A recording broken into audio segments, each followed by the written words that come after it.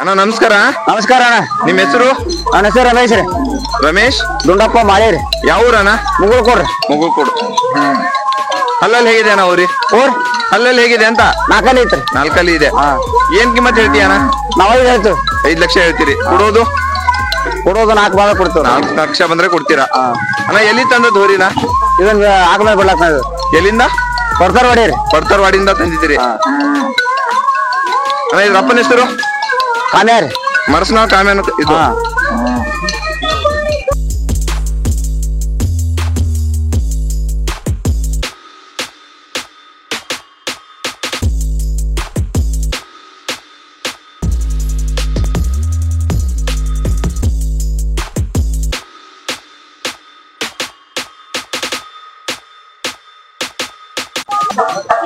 ಅಣ್ಣ ಒಂದ್ ಆಕಳ ಮೇಲೆ ಬಿಡ್ಬೇಕಾದ್ರೆ ಎಷ್ಟು ತಗೋತೀರಾ? ನಾವ್ 1,000 ತಗೋತೀವ್ರಿ. 1,000 ತಗೋತೀರಿ.